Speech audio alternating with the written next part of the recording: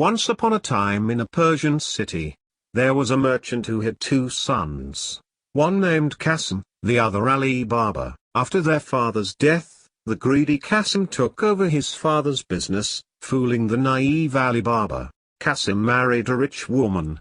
Poor Ali Baba had to maintain his wife and children on his own. He earned his bread and butter by cutting and selling woods from the forest. One day, Ali Baba was busy in cutting and gathering woods in the forest. Suddenly he heard the galloping of many horses. Within a while, he witnessed a group of horse riders passing by hurriedly. Ali Baba could not understand. He never saw anywhere here before, especially riding over so many horses. He got curious and decided to follow the troop. And he hid himself behind a huge tree as he was afraid to. And there comes a troop of 40 men on horseback carrying sacks and stopped near a big boulder in the mountain foot. Ali Baba said to himself, "They have swords and daggers on their waistbands. These must be a gang of thieves." Then he asked himself, "But what they are doing in the forest?" One of the thieves who looked like their leader came in front of the boulder, and said, "Open sesame." Thrice and the door swung open. The boulder was an entrance door to a dark cave. While the leader stood aside, all the burglars marched inside the cave one after the other. When the leader followed them inside, the door got closed behind them. Ali Baba was awestruck. But at the same time, couldn't move a single bone in terror. After some time, the door swung open again. And the thieves came out of the cave with empty hands. They must left their sacks inside the cave, thought Ali Baba, who was now hiding himself behind a huge rock. Thieves sat on the horses again and disappeared from the forest. Ali Baba got excited and said to himself again, "This must be their hideout for treasure." Ali Baba couldn't resist entering the cave and thought of trying out his luck too. So after waiting for a while to ensure thieves are not coming back, he walked towards the cave. He stood in front of the boulder, loudly said thrice, "Open sesame," and the door opened like before. Ali Baba entered the cave. He could not believe his eyes. Precious utensils, diamonds, rubies and much more was right in front of his eyes, which Ali Baba had never seen in his life. Ali Baba rubbed his eyes in disbelief. But it was all the lying on the ground. "I'll take some coins and thieves will not even notice it." Ali Baba filled a bag full of coins, and reached home. "Look what I have got today." He emptied sack of gold coins in front of her. His wife was astonished to see so much of gold. She looked at Ali Baba curiously and asked, "Have you stolen these coins?" Ali Baba looked at her smiling and replied, "It's a long story." Then he told her the whole story and said, "So I have not stolen anything. It was already stolen." And both started laughing. Ali Baba's wife said, "I will count these first." Ali Baba told her that we cannot count so many coins. "Go to my brother's house and bring a weighing scale." So Ali Baba's wife quickly ran to brother-in-law's house. "Dear, give me a weighing scale for tonight." "I will return it by tomorrow morning," said Ali Baba's wife. Qasim's wife looked at her closely and then asked, "What will you weigh with it?" "Nothing, just some grains," Ali Baba's wife replied. Qasim's wife was a cunning woman. She thought that Ali Baba could not have so much grain to weigh, so she stuck wax below the scale and gave it to Ali Baba's wife. Ali Baba's wife weighted the gold coins and was very happy with its quantity. "We have become rich. Now we can buy whatever we want," she said excitedly to Ali Baba. "Not so soon. Everyone will suspect us." "We cannot let everyone know our secret," replied Ali Baba. Ali Baba's wife accepted the condition to stay quiet. But on the second day, when Ali Baba's wife returned the weighing scale, Qasim's wife discovered their secret. She immediately informed Qasim about his brother's wealth. "Ali Baba has gold coins. Where did he get those from? I must find out," said Qasim to his wife. Qasim grew so envious that he could not sleep all night, and so very next morning, he immediately went to Ali Baba's house. Ali, how are you, my dear brother? I came here to ask you if you need anything. Do not hesitate ever. Ask for whatever you want. Your elder brother is always here for you. Oh brother. I am very glad that you care for me, but I have got enough wealth now. I do not need anything else. Ali Baba replied. Wealth? Asked Qasim inquiringly. Tell me more about it. And the innocent Ali Baba could not hold the truth in his stomach any longer, and he told Qasim everything. About thieves, and about the cave. That's great. I will go there tomorrow. After all, your money is my responsibility. I have to take care of it. What was the code word to open the cave? Asked Qasim. Ali Baba replied, Open sesame. Qasim repeated after Ali Baba, Open sesame, open sesame. And when he was assured that now he has memorized the cave code, he said to Ali Baba, I will remember that now, and left for his home. The next morning, Qasim left from his house with 4 sturdy mules to carry lots of gold. I will be richer than the richest, he said to himself and laughed. He reached the cave and shouted, Open sesame thrice, and the cave door opened and shut behind him. When Qasim looked at the gold, he could not believe and said, Amazing. It's unbelievable, so much of gold. So many gems.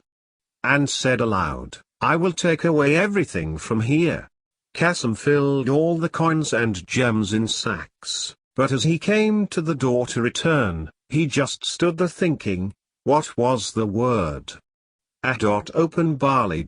Open wheat. Open the door. Please open the door. Somebody open it.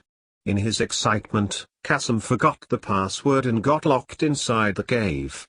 After a while, he heard the horse stepping. The 40 thieves had come back to the cave. Their leader, standing in front of the cave, loudly called out, Open sesame thrice. As the door opened, they all found Qasim sitting on his knee on the door. Without asking him a single question, the leader killed him with his dagger and left his body lying inside. Qasim's wife went to Ali Baba's house to inform him about Qasim's disappearance. Ali Baba got worried and thought that he must have gone to the cave, and confirmed his sister-in-law that he will go and find him. Ali Baba went to the cave and found Qasim's body lying there. No. He screamed with pain after seeing his brother's body. Sad Ali Baba put Qasim's body on a mule and carried him to his home. Qasim's maid Morjana heard everything about the incident. We have to hide the reason of his death from everyone, said Morjana. Then she continued, I will go to the doctor to get some medicine for him, so that we can pretend that he is ill. Tomorrow morning we will announce that he is dead. Everyone agreed to her master plan. Few days passed, but Qasim's wife could not bear the grief and died. Nobody left here to be served. Please allow me to work in your house, Morjana said to Ali Baba and his wife. Ali Baba knew that she is a clever girl and will be helpful in future, so they took Morjana to their house. The next day, thieves came back to the cave. Where is the dead body? There is someone else who knows our secret. It's the wealth we have gathered throughout our lives. Before we lose it, we have to find out who is our enemy. Go to the village, and find out who has died recently. All the thieves scattered into the village to find out the person. One thief came to the doctor's house. Hello, doctor. Then he asked, do you know any person who died within few days? Yes. Qasim died. I gave him the medicine as his maid described the symptoms. But he died. I am very sorry for him. Doctor replied. It's very ill-fated. Where is his house? Asked the thief. Nobody lives in that house, but he has a brother Ali Baba. He lives down in the valley. The thief suspected that Alibaba must be the one who carried the body, so he went to his house at night.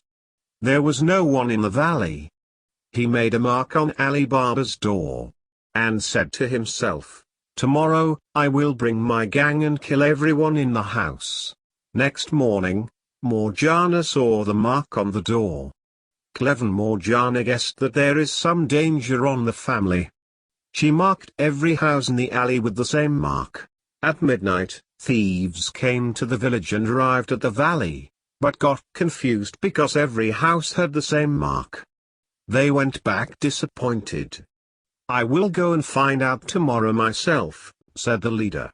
The captain now resolved to go himself, but, wiser than the others, he did not mark the house, but looked at it so closely that he could not fail to remember it.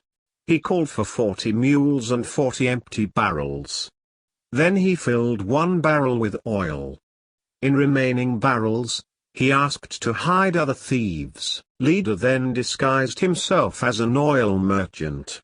He went to the Alibaba's house and knocked his door. When Alibaba came out, he could not recognize the man and asked, "Who do you want to meet?" "I am an oil merchant, traveling to the Asia to sell the oil. It's the night time and I am looking for a shelter to spend the night." Alibaba replied, "That's a great distance to travel. Please come inside and take some rest." Morgiana quickly came to the door and said, "Let me see your barrels first." The leader replied, "Oh, why not? You must. A beautiful girl like you must check for her safety first." Morgiana, luckily, opened the barrel filled with oil. She got assured. And the leader got relief. They all came in. Morgiana prepared delicious dinner for the night. She served the dinner and saw one of the rings in merchant's finger. She realized it's the similar ring Alibaba bought with the treasure. She got out again. She slowly went out near the barrels and knocked on it. A whispered voice came out of the barrel, "Shall we come out, master?" And Morgiana understood the whole trick. She checked all barrels and found a thief hiding inside. She took the barrel filled with oil and heated it in a big cauldron. Then she poured a jug full of hot oil in every barrel. That way she cleared her way out from the thieves. At night, the leader came out to call out the fellow thieves, but when he opened the barrel he was shocked and scared. "Oh my God!" he shouted in bewilderment. He was trapped in his own trap. He escaped from there in fear and never came back. Next day, Morgiana told the incident to Alibaba and his wife. "You saved our lives. I cannot thank you enough, girl. From now on you are a member of this family and not just a maid," said Alibaba. "Thank you, Majesty," replied Morgiana happily. They all stayed together as a happy family. And now Alibaba was the only person who knew the secret of Treasure Cave.